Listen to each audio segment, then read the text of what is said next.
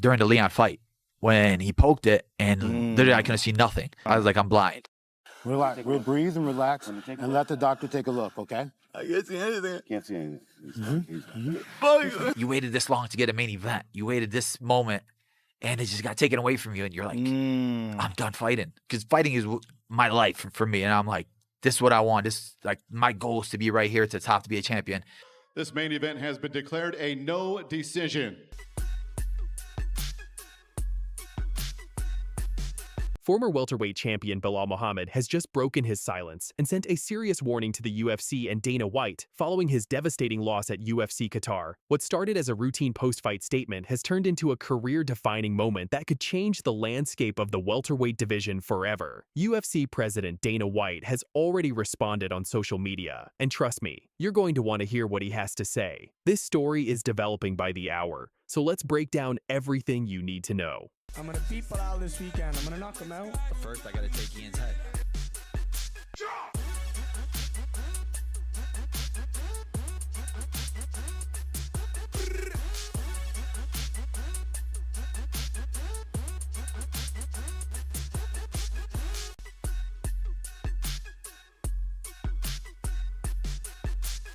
This past Saturday night at the ABHA Arena in Doha, Qatar, Belal Muhammad stepped into the octagon for what many believed would be his redemption fight. After losing his welterweight title to Jack Della Maddalena back in May at UFC 315, Muhammad was determined to prove he still belonged at the top of the division. From shooting and that's backing him up. So he doesn't get too far behind. Oh! Looked like a good uppercut from Della Maddalena. Showmanship from Della Maddalena. When Muhammad starts missing and then you see like if it ain't broke, don't fix it. I love it with a jab. Good right hand for Della Maddalena. Oh my God. And I think that, yeah, it's 88-85 unofficially. It's a big uppercut. All right, he's taking some shots though. Oh my God. From him. He's got to hit him there. Retreating Jack Della. Nice right hand. Yeah. And Will at this point. Lead elbow from Della Maddalena. Nice. Oh! Whoa! Oh my goodness! Oh! Oh my goodness! Oh, body shot, now a headshot! Oh, from both men. Jack Della to the body, now up. Oh! Oh my goodness! That'll do it! What a fight! No! His opponent, the undefeated Irish standout Ian Machado Garry, a 28-year-old rising star with only one loss on his record and a skill set that's been turning heads across the MMA world.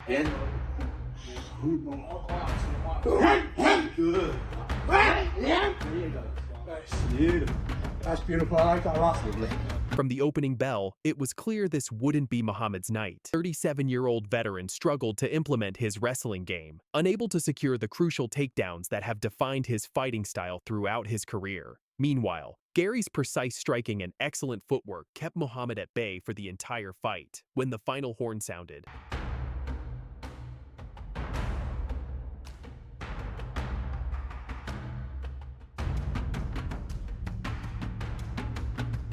all three judges scored the bout in favor of Ian Machado Garry by unanimous decision. For Belal Muhammad, this marked something he'd never experienced before in his entire UFC career: back-to-back losses. His record now stands at 24-5, and suddenly, the fighter who once seemed destined for a long reign as champion finds himself at a crossroads.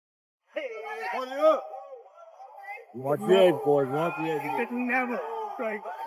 Don't think it, don't lie to yourself, don't lie to the fans.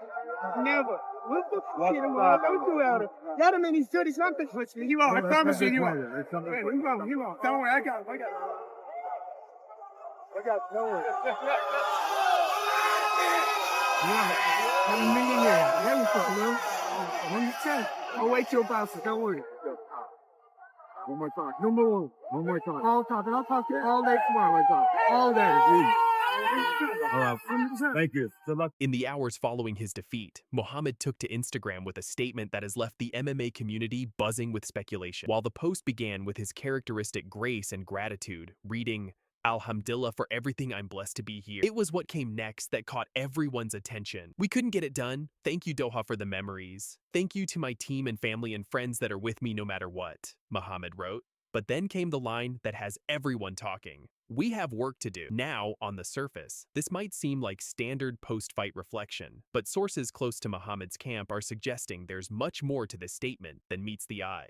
The phrase "work to do" has sparked intense debate about whether Muhammad is talking about training harder for his next fight or contemplating a completely different kind of work outside the octagon. At 37 years old, with consecutive losses to elite competition and a welterweight division that's more stacked than ever with young, hungry contenders like Michael Morales, Carlos Paredes, and of course Ian Garry, Muhammad is facing the toughest decision of his professional career.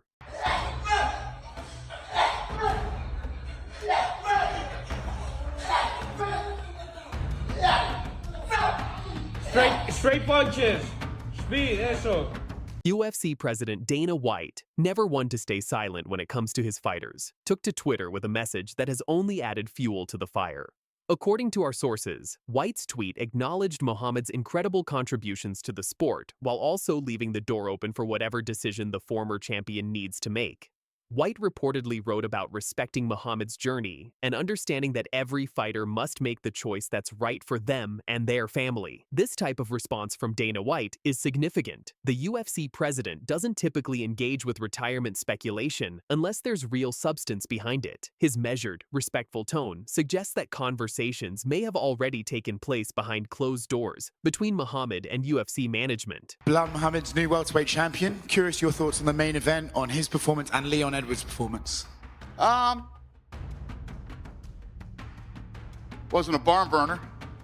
For Muhammad, who once stood atop this mountain, the climb back up has never looked steeper, and that reality, combined with Dana White's public acknowledgement, suggests we might be witnessing the beginning of the end of a storied career. Belal Muhammad's resume speaks for itself. The man compiled an 11-fight unbeaten streak from 2019 to 2024, a run that included victories over some of the biggest names in the welterweight division.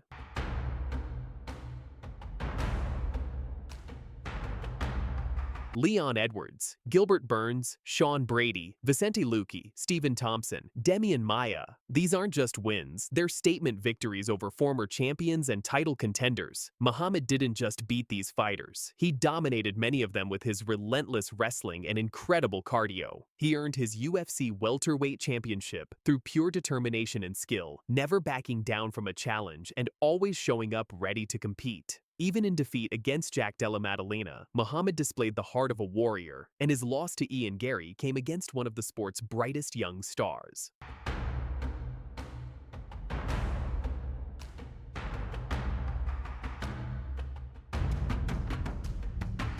The Chicago native has always represented his city and his community with pride, earning respect from fans and fellow fighters alike for his professionalism and dedication to the sport. His nickname, Remember the Name, became iconic not just because of his fighting ability, but because of his personality and presence in the sport. But here's the harsh reality of mixed martial arts. Father Time is undefeated. At 37, competing against fighters in their mid to late 20s who are hitting their physical prime, the margin for error becomes razor thin. One bad night can turn into two, and suddenly the questions start coming from every direction.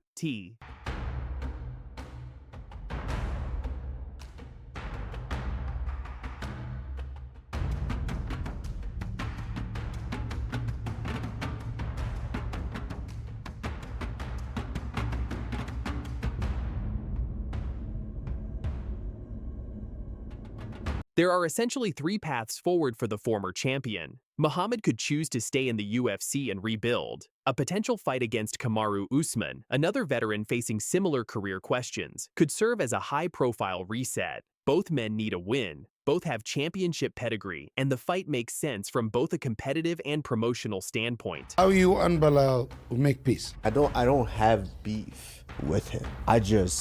Some of the things that have been done, have been said, rubbed me a certain way where now I understand who you are, because that wasn't warranted. When I was a champ, did you ever hear me say something negative about Belal? Did you ever hear me get on there and troll him online? You know, nothing, never. Seeing that when you get in a position of power or you get in a position of recognition, that's what you choose to do, that's where you are. I just take you how you are, and I take him as he is. I'm a man, you're a man. I don't have to be friends with you. You don't have to be friends with me. Correct. Stay in your place, I'll stay in my place.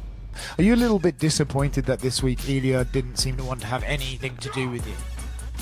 I mean, I didn't want to mention too much Ilya because I was focused on my fight. But after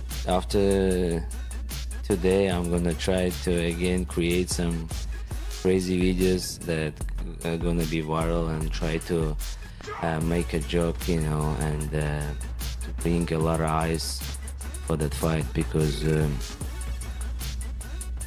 it's like a media sport too, you know. You gotta be a good fighter and a good showman. Hopefully on Tuesday they announce that fight and me fighting main event with Topuria when it's gonna be in Vegas or in Los Angeles. So I'm ready. I gotta take that chance and I have pretty time to get ready. In my mind goes like I can strike with him on the long distance, but whenever he wants to try like to box me and to throw his hard punch at that moment, I'm gonna shoot and take him down. So, and I believe myself and I know I can beat him so easy as well. Arman Tsarukyan just dominated Dan Hooker at UFC Qatar, and he's sending a crystal clear warning message to UFC lightweight champion Ilia Topuria. But here's where it gets spicy. Topuria fired back hard on social media, and this rivalry is heating up fast.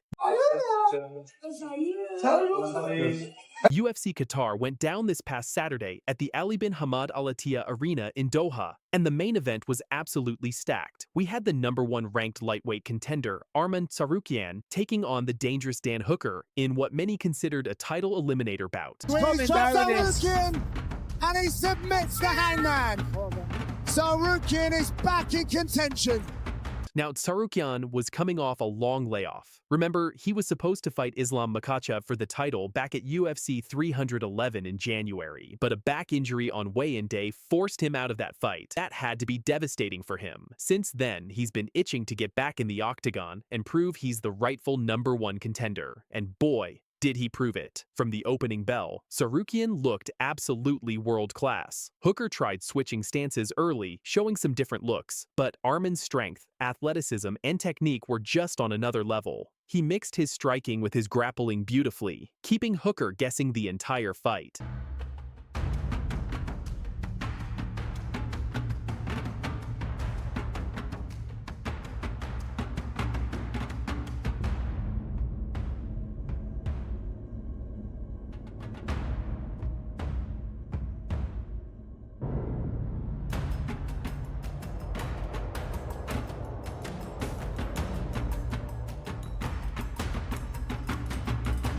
In the second round, Tsarukyan secured a full mount, and from there, it was game over.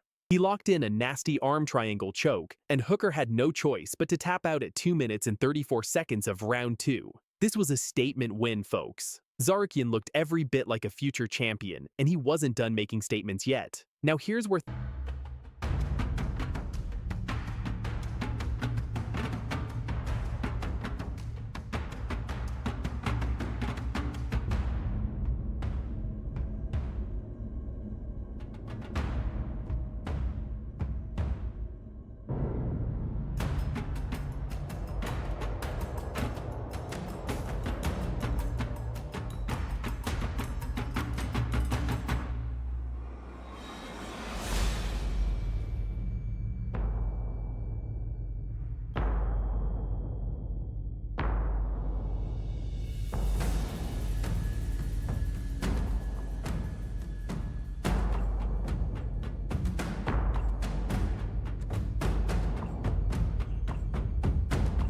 things get really interesting. Immediately after the fight, with Michael Bisping standing right there, Arman Tsarukyan wasted absolutely no time calling out Ilia Topuria. And get this, Topuria was actually at the event. He was there, cornering his brother Alexandre, who also won his fight in the prelims. Tsarukyan looked directly at the camera and said, "Everybody's running, especially Ilia. There's just one #1 contender, it's Arman Tsarukyan. Don't make an easy fight. I'm ready. End of January. Just send me the contract. I'll be there." Yeah, just only guy who wanted to fight me. Everybody is run out, especially Ilya. If you're here, come on. Yeah, we got a face on. There is just one contender, #1. It's Arman Tsarukyan. Don't make an easy fight. Talk about putting the pressure on. But wait, there's more. At the post-fight press conference, Arman got even more specific about his game plan for Topuria. He said, and I quote, "I can strike with him from a long distance, but when he wants to try to box me and throw his hard punch, I'm going to shoot and take him down. I believe in myself, and I know I can beat him so easily." So easy. Those are fighting words right there. In my mind go, like, I can strike with him on the long distance, but when he wants to try, like, to box me and throw his hard punch, at that moment I'm gonna shoot and take him down. So, and I believe myself, and I know I can beat him so easy as well. Now, what I found really interesting is that Tsarukyan also clarified that despite all the back and forth, there's actually nothing personal between him and Topuria. He said it's all media, all hype, and they're just trying to build the fight. He even mentioned that they were near each other during fight week, but didn't really interact. Arman said if they had real personal beef, they would have taken care of it by now.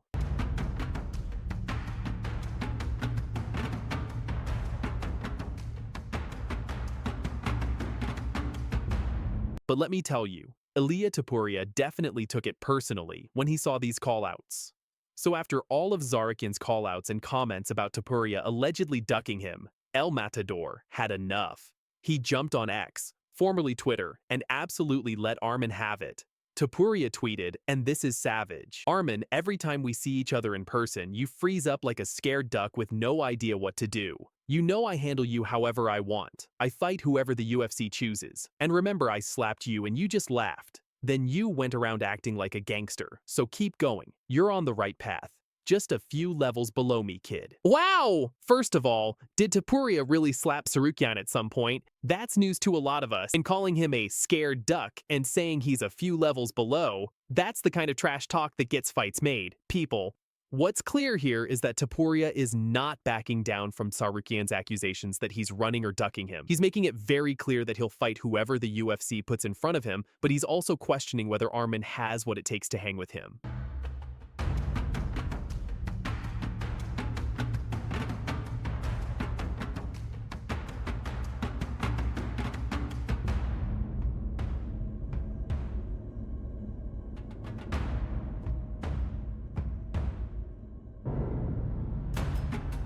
This is the kind of rivalry that makes the lightweight division so exciting right now. Both of these guys are elite fighters. They both believe they're better than the other, and they're not afraid to say it publicly. Now let's talk about what all this means for the lightweight championship picture, because it's pretty complicated right now. First off, Ilia Topuria won the vacant lightweight title back in July at UFC 317 by knocking out the legendary Charles Oliveira. That was after Islam Makhachev vacated the belt to move up and capture the welterweight championship by beating Jack Della Maddalena. So Topuria is the new king at 155 pounds, but he hasn't defended that belt yet. Well, he's already busted up. Oh! Out cold. A man of his word! Oh my goodness. And now the new! On paper, Arman Tsarukyan has the strongest case for the next title shot. He's ranked #1, he's on a 5-fight win streak, he's gone 10-1 in his last 11 fights, and he just demolished a top-ranked contender in Dan Hooker. His only loss in recent years was back in June 2022. By every metric, he should be next in line.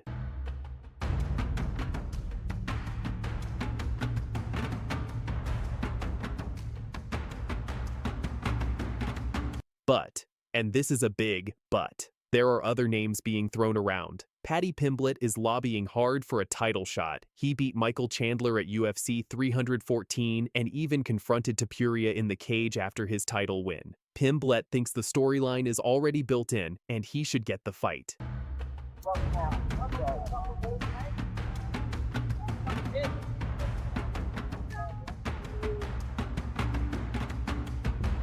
All right, thank you, boys.